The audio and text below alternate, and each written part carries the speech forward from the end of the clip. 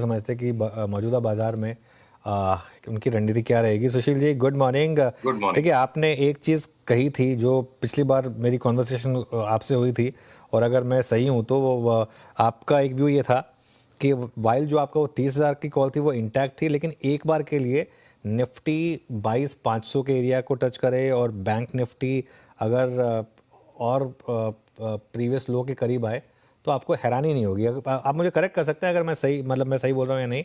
तो वो मूव हमने अब देखा निफ्टी में काफ़ी हद तक प्ले आउट हुआ, उसके भी नीचे आ गए इनफैक्ट। क्या 21,900 बचेगा अब, ये जो डबल बॉटम था वो, और क्या यहाँ से अब आप लॉन्ग होंगे या शॉर्ट होंगे इस मार्केट में? तो अनुज, ये जो लेवल बेस्ड ट्रेडिंग है, इसका महत्व तभी है जब बाजार बड़े सामान्य हो।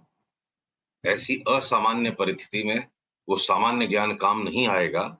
तो जब ट्रेंडिंग मार्केट्स हो, जहां previous tops, previous bottoms, prior resistance, prior support को कुछ हद तक आप रिस्क मैनेजमेंट का आधार मान के काम कर लेते हो, ये प्रायर सपोर्ट रेजिस्टेंस टूट जाने से सिग्नल जनरेट नहीं होते हैं। आदमी अपने आप को डिसिप्लिन रखने के लिए उन लेवल्स पे काम करता है कि चलो और मोमेंटम आएगा तो मैं लेता हूं। तो जब मोमेंटम ड्रिवन मार्केट हो, जब ट्रेंड ड्रिवन मार्केट हो, जब नॉर्मलसी का बिहेवियर हो, तब ये लेवल बेस्ड बातें काम आती हैं। मार्केट्स अभी एक्सट्रीम मिस बिहेवियर की स्टेट पे हैं। कृपया चार्ट दिखाएं पीसीआर, या वॉलेटिलिटी इंडेक्स जब 50 के आसपास आ जाती है, ये देखिए 50 के ऊपर जा चुकी है।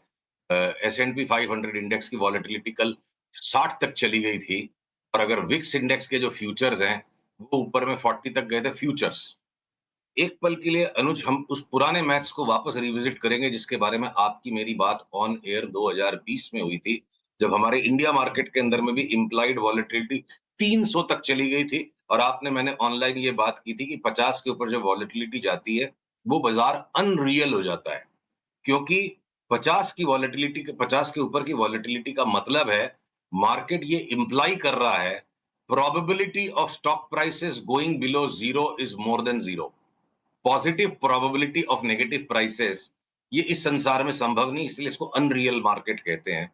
तो जैसे इंटरेस्ट रेट जीरो के नीचे चली जाए तो फिर कॉर्पोरेट फाइनेंस के सारे मॉडल्स फेल हो जाते हैं। तो इस वक्त ये अप्रिशिएट करने की जरूरत है, अमेरिकन मार्केट के अंदर सारे quant finance models broken down है। तो जब इस तरह की severe breakdown and miss behaviour of markets हो, वहां लेवल बेस्ड ट्रेडिंग में इंसान बर्बाद हो सकता है। बर्बाद होने की रिस्क लेने के लिए लेवल बेस्ड ट्रेडिंग करो, रोज दोनों साइड रॉन्ग हो जाएगा आदमी। तो इस वक्त एक तो लिवरेज को अबैंडन करना पड़ेगा। लिवरेज चीजों की स्पीड को एक्सट्रीमली बढ़ा देता है, और जितनी रफ्तार से मार्केट 5% ऊपर 5% नीचे हो रहे हैं, इस रफ्तार को हम में से कोई भी यूज टू नहीं है। और इसके साथ अगर हम लिवरेज भी यूज करेंगे तो तबाही की गारंटी तकरीबन तकरीबन है। तो अगर हमें लिवरेज भी यूज नहीं करनी और टिपिकल वाली ट्रेडिंग भी नहीं करनी, तो इसलिए टिपिकल वाले लेवल्स को हम यूज नहीं करेंगे। इतनी सारी सावधानियों को कहने के बाद मैं अपनी बात का, आपके प्रश्न का डायरेक्ट उत्तर दूं। ये भाव ऐसे हैं कि मुंह में पानी आने लग गया है कि हाँ, माल लिया जाए और कैश को बर्न किया जाए, जो भी घर में कैश है। पर अगर 2-4 दिन थोड़ा सा इस बाजार को संभल के बाइंग के पहले सपोर्टिव पैटर्न्स, बाइंग को सपोर्ट करने वाले पहले पहले पैटर्न्स भी अभी तक अंकुरित नहीं हुए हैं, उनको अंकुरित होने का अगर हम इंतजार नहीं करेंगे 2-4 दिन, तो मुंह में आता आता पानी कहीं आंख से पानी नहीं निकाल दे। इसलिए मेरा उत्तर ये होगा कि यहाँ बेचना तो बिल्कुल ही मतलब, या खरीदना ज्यादा ही तत्परता दिखेगी और बेचना उससे बड़ी मूर्खता दिखेगी। यहाँ सांस रोक के 2-3 दिन इंतजार करें और इस वक्त को गुजरने दें।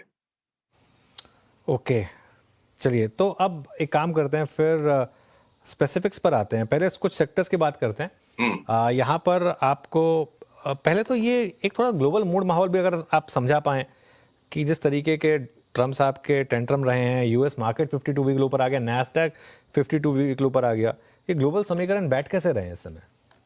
देखिए, सारे संसार के ऊपर वो बातें लागू होती जो मैंने आपको मिनट 2 मिनट पहले कही, कि सब जगह माउथ वाटरिंग लेवल्स आ चुके हैं। वर्ल्ड की कोई इक्विटी इंडेक्स हो, देखिए ना, मतलब it Trump is a very very shrewd businessman. He has handled one of the biggest bankruptcies during his business career. और आज अमेरिका से बड़ा बैंकरप्ट कोई बैलेंस शीट नहीं है, और उस बैंकरप्सी को टर्न अराउंड करने की कोशिश कर रहा है इंसान। तो ये अनलीश होना, वॉलेटिलिटी का ये शेकआउट होना, ये थोड़े कि ये कोई संसार को खत्म कर देंगे, सारे लोग मूर्ख हैं। ये सैबर रैटलिंग और निगोशिएशन का एक्सट्रीम एंड है। 34% चाइना ने भी बोल दिया, इन्होंने बोल दिया, अब बोलते हैं मैं 50 करूंगा। आपस में बैठ के बातचीत करने का माहौल बनाने के पहले ये बोले मैं तुझे मार दूंगा, मैं तुझे मार दूंगा, उसने 34 बोला, बोला 50, फिर चाइना बोलेगा मैं 100% लगा दूंगा, जाओ मेरे को बिजनेस नहीं करना है। फिर कोई बीच में आएगा, 2-4 दिन में माहौल बनेगा कि इनकी समिट होगी, मीटिंग होगी। तो ऐसे ही रूसा-रूसी मुंह फुलाने वाला जो काम होता है, वही बातें चार्ट्स में रिफ्लेक्ट हो रही हैं। चाहे अब आप ये नैस्डैक की चार्ट देखो, मैं आपको दिखाऊँ, अगर अगर पीसीआर दोबारा चार्ट दिखाने की ज़हमत करे, ये नैस्डैक की चार्ट आप देख लो। ये कल अगर एक बॉटम फॉर्मेशन शायद कर चुकी है, और 2-3 दिन का समय मैं जाने दूँगा, डाउन ट्रेंड लाइन जो बन रही है इसके ऊपर जब ये निकले तो मैं थोड़ा दुस्साहस करूँगा। तो ये कल की जो कैंडल है लगता है शायद बॉटम हो चुकी है। बॉटम के हम बहुत करीब हैं समय के अंतराल में। अगले 2-3-4 दिन के अंदर-अंदर या तो बॉटम हो जाएगा या ऑलरेडी हो चुका है। तो उसका कॉल 2-3 दिन के बाद अगर हम लें, तो डैक्स जिस तरह से गिर गया, कॉस्पी गिर गया, नैस्डैक गिर गया, निक्केई गिर गया, पूरे वर्ल्ड का एक ग्लोबल रीसेट हो चुका है। और उस ग्लोबल रीसेट के अंदर हम अपने प्रायर लो के आसपास आए हैं। तो अनुज, चाहे वो इंडिसेस हो चाहे इंडिविजुअल स्टॉक्स हो, अब जिस तरह से नाइक को कूट दिया गया, नाइकी को देखिए आप नाइकी की चार्ट को, हमने अपने निवेशकों को 4 दिन पहले इसका कॉल दिया कि नाइकी यहाँ से 5 टू 6 बैगर हो सकती है अगले 1.5 साल में। इस ग्राफ के ऊपर की जगह आएगी नहीं, कहाँ तक ऊपर जा सकती है। 300 तक की फोरकास्ट बन रही है 55 के स्टॉक पे। तो उसको एक ही दिन में नहीं लेना है, 70 के ऊपर जाएगा तब तक पूरी पोजीशन बनेगी। तो जिस नाइक को सबसे ज्यादा डैमेज कर दिया गया इस टैरिफ वॉरफेयर के अंदर, एक अमेरिकन कॉर्पोरेशन वर्ल्ड में उसकी 40 जगह फैक्ट्री बन गई। अब वहां से वो अगर अमेरिका में एक्सपोर्ट करेगा तो एक अमेरिकन कंपनी को अमेरिका के टैरिफ पनिश करेंगे। एप्पल इंडिया से इतने फोन को आउटसोर्स कर रहा है वापस, यहाँ से एप्पल अपने ही फोन उठा रहा है और इसलिए एप्पल को पनिश करेगी अमेरिकन पॉलिसीज। ये एक बार जो इरेशनैलिटी बनी है, ये सेटल डाउन होगी अगले 5-7-8 दिन में। इस पैनिक में, पैंडेमोनियम में बहुत बड़ी अपॉर्चुनिटीज निकलेंगी।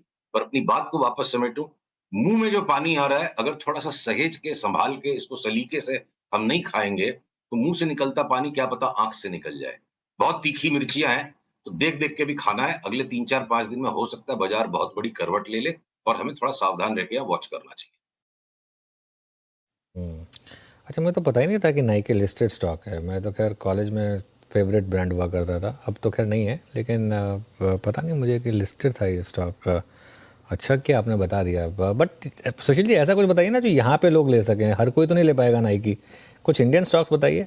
तो जितना भी है पूरा मार्केट देखिए, कुछ दिनों के लिए मान लीजिए अगर बैंक से भी नहीं घटे, वो कोटक महिंद्रा नहीं घटा, वो एक्सिस बैंक अगर नहीं घटा, और लोग ये जो मन गढ़ंत बातें जोड़ रहे हैं कि अभी टैरिफ का असर पड़ेगा नहीं एनबीएफसी पे और बैंक्स पे, इसलिए उनको ले लो। बाकी पूरे शहर भर में दंगा मचा हुआ है। तो जो 2-4 गलियों के अंदर में आफत नहीं पहुंची है, वहां जाके छिप जाओ, दंगा वहां पे भी आएगा। मार्केट की बीटा सब चीजों को इंपैक्ट करेगी। ऑलरेडी प्राइस्ड इन सारी चीजें। अगर सारे प्राइवेट बैंक्स के चार्ट्स, हमने पहले ही बात की थी कि एक्सट्रीम डाउनसाइड उनमें बनेगा आगे चल के।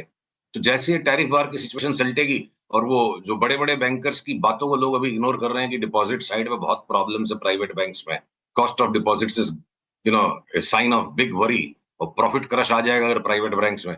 अगले 2 क्वार्टर में प्राइवेट बैंक्स के अगर स्टॉक प्राइसेस धराशायी हो जाए, और उसी तरह जो लेंडिंग के अंदर में लगी हुई, खाली प्योर लेंडिंग में लगी हुई एनबीएफसी है वो घटी नहीं है, तो जो क्राइसिस हो चुका है, जहां आईटी स्टॉक्स एकदम बॉटम ऑफ द बैरल पे, उनको लेंगे नहीं और हम सेफ्टी में जाके बैठे रहेंगे, तो ये कोई ये हाइपर इंटेलिजेंट हो जाने से कोई अच्छा इन्वेस्टर बन जाएगा, मैं नहीं मानता हूँ। तो मैं अभी भी एनबीएफसी और प्राइवेट बैंक्स में से पैसे निकालने की सलाह हमने अपने निवेशकों को दी है, वही आपके दर्शकों को भी हम बताएंगे। और अगले 2-4 दिन में जब भी ये बाजार घूम जाता है, तो पीएसयू बैंक्स, आईटी के स्टॉक्स, रिलायंस, आपके जितने भी एफएमसीजी के स्टॉक्स है, सबसे पहली बड़ी बाइंग हम उसमें ही करेंगे।